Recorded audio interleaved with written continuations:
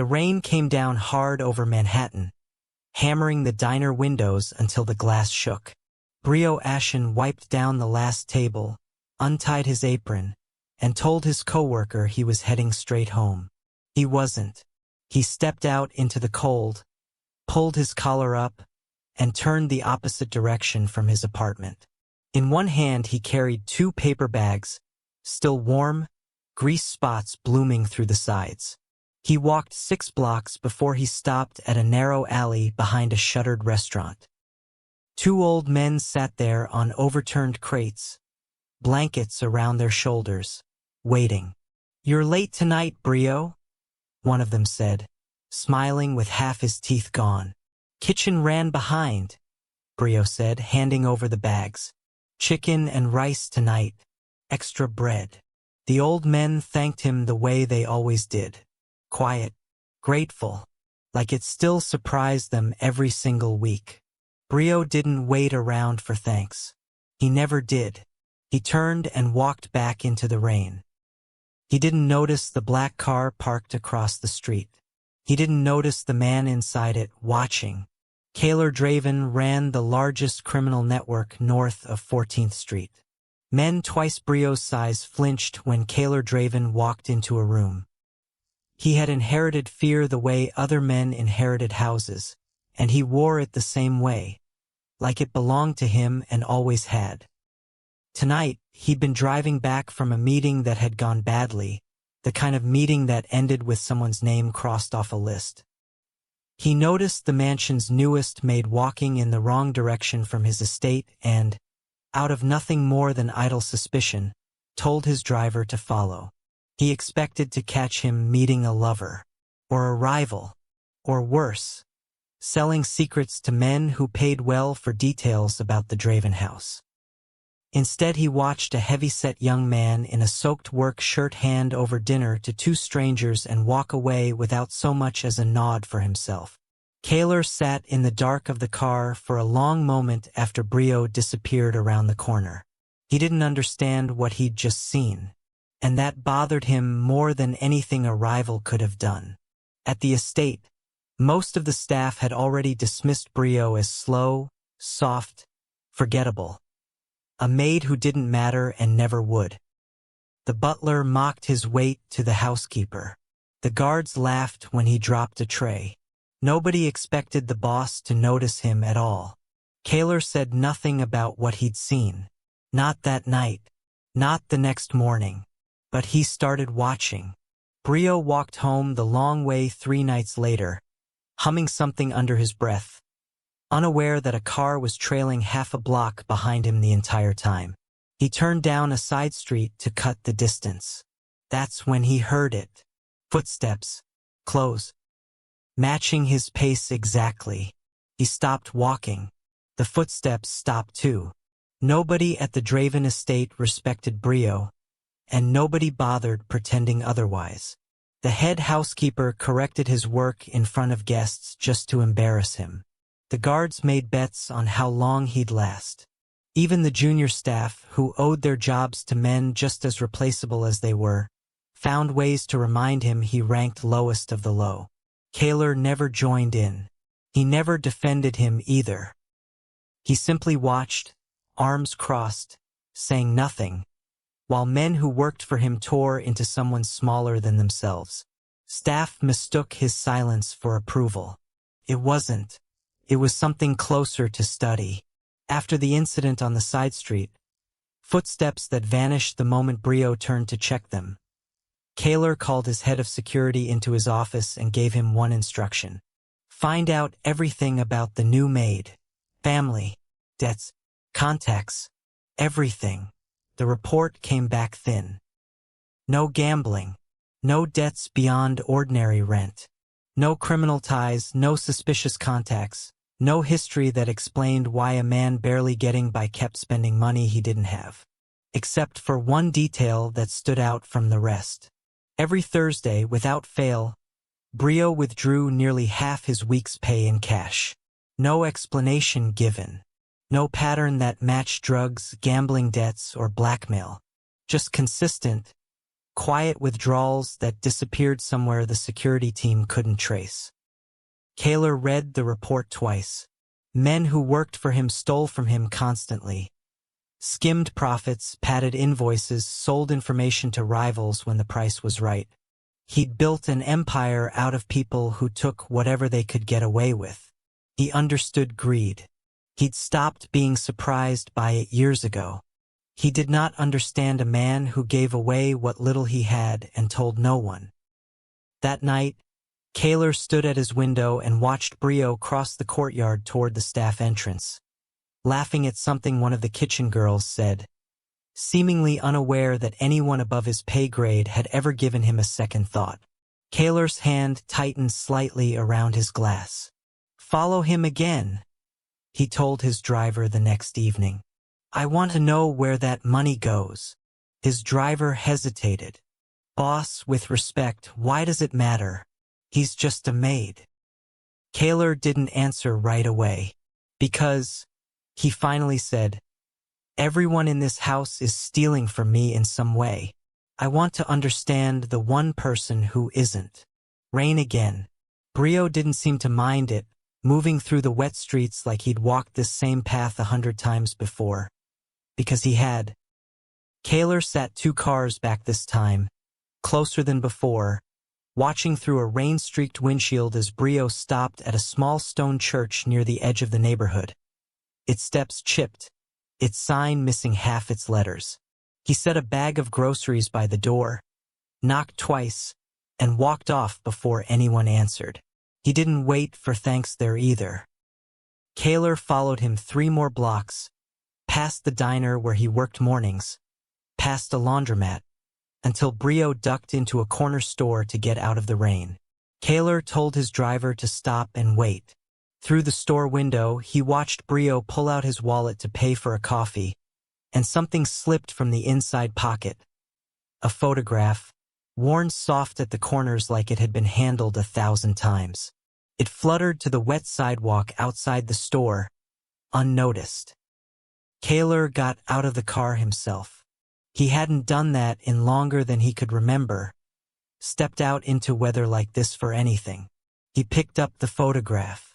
It showed Brio, younger, thinner, standing beside another young man in front of a shelter Kaler didn't recognize. Both of them were laughing at something outside the frame. On the back, in faded pen, someone had written a name. Desmond. Kaler stood there a moment longer than he meant to, rain soaking through his coat, staring at 2 strangers smiling like the world hadn't done anything to either of them yet. He didn't approach Brio. He slipped the photograph into his coat pocket instead and returned to the car. Back at the estate, he sat with the picture for a long time, turning it over in his hands like it might explain something the security reports couldn't. Who was Desmond? Why did Brio still carry his photograph, worn soft from handling, years after whatever this was had been taken? And why did the quiet, overlooked maid in his house look, in that single photograph, more at peace than Kaler had felt in longer than he could remember? He didn't get an answer that night. But 3 days later, one of his own lieutenants, a man named Reyes, ambitious and hungry for a bigger cut of the territory, noticed the boss's driver had been logging unusual hours near the staff quarters. Reyes didn't like things he couldn't explain. He began watching Brio too. Kaler kept the photograph longer than he intended to, and eventually curiosity beat caution the way it always seemed to when it came to Brio. He had his security team run the name quietly. Desmond Okafor, 26. No current address on file. Last known contact. A shelter for young men aging out of foster care and off the streets, the same shelter photographed behind Brio and Desmond both years ago. The trail went cold after that. No employment record for the past 8 months. No listed family. No answer at the one phone number connected to his name. People didn't just disappear without leaving a mark somewhere. Not in Kaler's experience. Unless someone wanted them to disappear. He debated whether to ask Brio directly and decided against it. Whatever this was, Brio had kept it quiet for a reason, and Kaler found himself unwilling to strip that privacy away without understanding it first. Instead, he dug further. What he found unsettled him more than any rival's move against his territory ever had. A staffing company operating 3 warehouses at the edge of the port district had been quietly recruiting men exactly like Desmond. Young, unconnected, easy to overlook if they vanished. The company paid under the table, controlled where its workers slept, and answered to nobody Kaler's investigators could immediately identify. Meanwhile, Reyes had grown convinced that Brio was working an angle against the family, feeding information to someone, using his position in the house for reasons nobody like him would bother with a maid's job otherwise. He began asking questions among the junior staff. Small questions, the kind that spread. "Careful who you talk to," Reyes told Brio's coworker in the kitchen one afternoon, phrased as friendly advice. "That new maid keeps company nobody's vouched for." None of that reached Brio directly. He kept working his 2 jobs, kept his Thursday routine, kept smiling at people who didn't smile back. Then, one evening well past midnight, someone pounded on the servants' entrance at the back of the estate. Brio answered before anyone else woke. Desmond stood there, soaked through, one eye swollen nearly shut, his shirt torn at the shoulder. He could barely stand. "Bo," he said, the old nickname catching in his throat. "I didn't know where else to go." Brio pulled him inside before anyone saw. Brio got Desmond into an unused room near the laundry before anyone in the house stirred, pressing a towel against the cut above his eye, trying to keep his hands from shaking as badly as Desmond's were. "Talk to me," Brio said. "What happened to you?" Desmond's breathing came ragged. "They don't let you leave once you're in." "Not really. They take your ID when you start, tell you it's for payroll, and then you're stuck. No papers, no way to prove who you are, nowhere to go. I finally got out 3 nights ago. Been running since." "Who's they?" Desmond shook his head, wincing. "A company. Runs out of the warehouses by the docks. They don't care who you were before you walked in. Once you're in the system, you're just labor. I saw men get hurt bad on that floor. Nobody called for help. Nobody was allowed to." Brio held the towel firmer against the cut, his jaw tight. "You're safe here. I've got you." He didn't hear the door. Kaler stood in the frame, still dressed from a meeting that had run late. One hand braced against the frame like he'd stopped mid-stride. He took in the scene without a word. Brio on his knees beside an injured stranger, gentler than Kaler had ever seen anyone in this house behave toward another person. Desmond stiffened at the sight of him, recognizing exactly whose house he'd stumbled into. "It's all right," Brio said quickly, standing between them without quite meaning to. "He's a friend. He needed help. I didn't know where else." "I'm not asking you to explain," Kaler said, and meant it. He studied Desmond's injuries the way he studied everything. Cataloging, assessing, filing details away for later use. Rope burn at the wrists, a cut that looked deliberate rather than accidental. The kind of exhaustion that came from more than one bad night. "The warehouses by the port," Kaler said quietly. It wasn't a question. Desmond's eyes went wide. "How did you?" "Rest," Kaler said, cutting him off, already turning toward the door. "Nobody touches him in this house." He left before either of them could respond, already reaching for his phone. Downstairs, in the dark of his study, Kaler stared at the photograph he still hadn't given back. 2 young men laughing outside a shelter that had clearly meant something neither of them talked about, and understood, for the first time, exactly what kind of man he'd been overlooking in his own house. He didn't get the chance to think much further. Glass shattered somewhere near the east wall of the estate. Then the sound of the security alarm, tearing through the quiet like the night had been waiting for exactly this moment to fall apart. Someone had just come over the wall. The alarm kept blaring through the estate, red lights sweeping across the courtyard, guards pouring out of side doors with weapons already drawn. Kaler moved before he finished thinking. Down the hall, past the study, toward the east wall where the glass had broken. Two men in dark jackets were already retreating over the fence, faster than his guards could close the distance. Whoever they were, they hadn't come to fight. They'd come to look, to confirm something. Kaler understood exactly what that meant. Someone from the warehouse operation had followed Desmond here. He didn't order retaliation. Didn't send men out into the night hunting for blood the way he might have a year ago, 2 years ago, any time before a soaked maid had made him question things he thought he'd settled a long time back. Instead, he called his security chief into the study and asked a different kind of question. Who owns that staffing company at the port? Not the name on the papers. Who actually owns it? The answer took 2 days to come back. And when it did, Kaler read it standing perfectly still. The paperwork traced back through 4 shell companies to a charity board, a respected one, the kind that held fundraising galas and got its name printed in donor newsletters. The kind of organization nobody questioned because nobody wanted to be the person who questioned it. Real money moved through real accounts, and at the bottom of it, men like Desmond disappeared into warehouse floors with no papers and no way out. Kaler sat with that for a long time. Exposing this properly meant more than burning down one warehouse. It meant going after people connected to judges, to city council members, to men who sat 2 tables down from him at events he was expected to attend. It meant putting a target on his own back in a way none of his usual enemies ever had. His lead advisor, a man named Talbert who'd been with the family longer than Kaler had been alive, urged caution the moment he heard. "Leave it alone," Talbert said. "This isn't our fight. Men like that protect each other. You go after one, you go after all of them.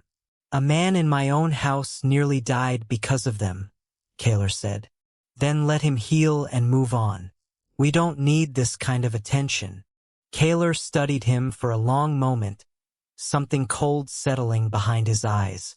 "You've never told me to look the other way before," he said quietly. "Why start now?" Talbert didn't answer fast enough, and that hesitation told Kaler everything he needed to know. Brio didn't know any of it yet. Not the shell companies, not Talbert, not the 2 men who'd gone over the wall 3 nights ago. He only knew Desmond was healing slowly, still flinching at loud noises, still refusing to leave the small room near the laundry unless Brio was with him. That was where the second attempt happened. Brio was carrying a tray up the back stairwell when he heard voices in the hallway outside Desmond's room. Low, clipped, not staff voices. He didn't think. He set the tray down and walked straight toward the sound. 2 men stood at the door, one already reaching for the handle. Brio didn't have a weapon, didn't have size on his side. He had exactly one thing, and it came out of him before he could stop it. "Get away from that door." One of the men laughed. The other didn't. He stepped forward, and Brio planted himself directly in front of the entrance, arms spread, refusing to move even as the man closed the distance between them. That's when Kaler rounded the corner. He didn't shout. He didn't need to. His presence alone stopped both men mid-stride, the way it always did, except this time something else was underneath it. Something sharper, more personal than the usual authority he carried into a room. "Touch him," Kaler said. "And it's the last thing you do in this house." The men backed off within seconds, disappearing down the stairwell they'd come from. Brio stood frozen, breathing hard, adrenaline finally catching up to what he'd just done. He'd stepped between armed men and a locked door with nothing but his own body, and it hadn't occurred to him until right now how badly that could have gone. Kaler studied him, something unreadable passing over his face. You could have died just now, he said. So could Desmond, Brio said. I wasn't going to just stand there. Word of what happened spread through the estate within hours. Some of the guards muttered that the boss had gone soft, protecting a maid over territory. Others, quieter, watching the way Kaler's jaw had set when he gave that warning, understood they'd just watched something shift. One of Kaler's own captains, a man loyal to Talbot, refused an order that same night to stand down from further action against the port warehouses. He wanted the operation destroyed the old way. Fast, loud, no questions asked. Kaler refused. By morning, the captain was gone. Nobody in the house said where.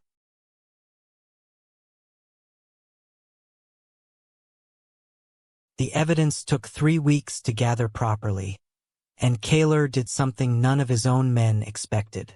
He didn't burn the warehouses down. He didn't send soldiers through the doors with guns raised. Instead, he had everything: the shell companies, the falsified staffing records, the names connected to the charity board, delivered anonymously to federal investigators through channels that couldn't be traced back to the Draven name. Within days, the story broke wide open. Respected names on the charity's board found themselves under investigation. The staffing company's warehouses shut down overnight, its remaining workers finally free to walk out the front door for the first time in months. Kaler watched it unfold from his study without celebrating any of it. You could have taken credit, Talbot said carefully, still trying to read exactly how much his employer now knew about his own involvement. Could have used this to strengthen the family's standing. I didn't do it for standing, Kaler said. He meant it. That surprised him more than it surprised Talbot. Something in him had shifted weeks ago. Somewhere between watching a maid give away his dinner money and watching that same man stand unarmed between two strangers and a locked door. Kaler had spent his whole life believing power meant being feared. He was no longer certain that was true. Brio noticed the change too, even if he couldn't name it yet. Kaler lingered near the kitchen some mornings instead of leaving straight for meetings. Asked Brio questions about Desmond's recovery instead of simply nodding at reports. Small things, quiet things. Then one evening, doing laundry near the study, Brio overheard two guards talking about how long the boss's car had been parked outside the diner some mornings. Long before Brio's shift even started. He stopped folding the towel in his hands. Months. Kaler had been watching him for months. Long before Desmond ever showed up soaked and bleeding at the back door. Long before any of this began. Brio found him in the study that night, arms crossed, feeling something between betrayal and confusion he didn't have words for yet. You've been following me, he said, since before Desmond, since the diner. Kaler didn't deny it. He didn't try to soften it either. Yes, he said simply. Why? Kaler set down the glass in his hand. Because I didn't understand you, he said. And I still don't, not completely. But I wanted to. Brio didn't have an answer ready for that, and the silence between them stretched long enough that it became its own kind of conversation. You should have just asked me, Brio finally said. Quieter now, some of the anger draining out of his voice and leaving something closer to hurt in its place. Instead of following me around like I was a suspect in my own life. I know, Kaler said. I'm not going to pretend that was right. He didn't offer excuses, didn't explain it away as business or caution or the reasonable habits of a man who trusted no one. He simply let the apology sit there, plain and unprotected, which was somehow more disarming than any explanation could have been. Brio studied him for a long moment. I don't know what to do with that, he admitted. You don't have to do anything with it tonight, Kaler said. That honesty cracked something open between them that neither one rushed to fill. Trust. Brio was starting to understand, wasn't gonna come back all at once. It was gonna come back slowly, the way it had been built in the first place, one conversation at a time. Neither of them got the luxury of slowness for long.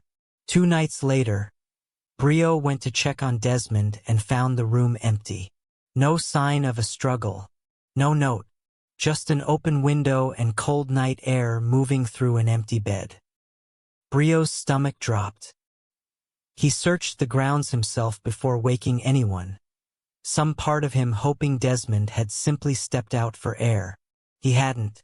By the time Brio reached Kaler's study, panic had replaced hope entirely. "He's gone," Brio said. "Someone took him." Kaler was already moving toward the door when his phone lit up with a message from a number he didn't recognize. He read it once. Then again, slower, like rereading it might change the words. A single line, no greeting, no explanation needed. The last leader connected to the staffing operation, the one man who'd avoided arrest when the rest of the network collapsed, had Desmond, and he wanted something in exchange for giving him back. Kaler didn't wait for morning. He gathered 3 of his most trusted men, left the rest of the house locked down under guard, and drove straight for the address included in that message. An old shipping office near the same docks where all of this had started weeks earlier. Brio insisted on coming. Kaler didn't argue with him this time. He'd learned better than to underestimate what Brio was willing to do for someone he cared about. Inside the office, the last man standing from the collapsed operation had nothing left to bargain with except desperation. He'd lost his warehouses, his shell companies, his partners on the charity board. Everyone connected to him already facing charges.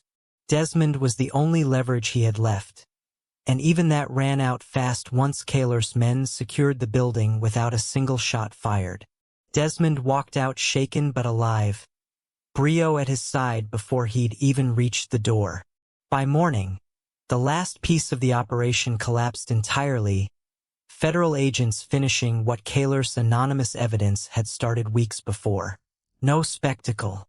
No headlines with the Draven name attached.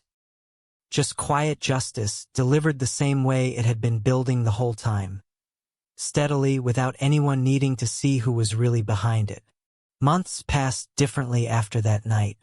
Kaler started a foundation that spring, funding shelters and job placement programs for young men aging out of the system the way Desmond once had. He never announced it publicly, never needed his name attached to the plaques.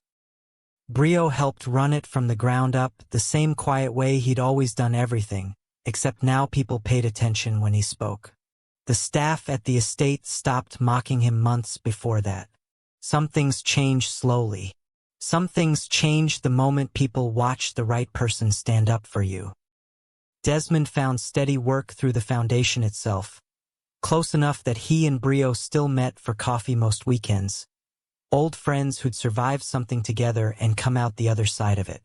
And Kaler, the man everyone in the city still feared, still respected from a distance, still crossed the street to avoid, became something else entirely to the handful of people who actually knew him. Not the alpha who ruled through fear. The man who'd learned, quietly and late, that the strongest thing he ever did wasn't building an empire. It was noticing the one person in it who never asked for anything back. If this story moved you, stay close because there's more coming. Subscribe and turn on notifications so you don't miss the next story that reminds you kindness still changes things. And if this one meant something to you, say so in the comments. Someone else out there needs to hear it too.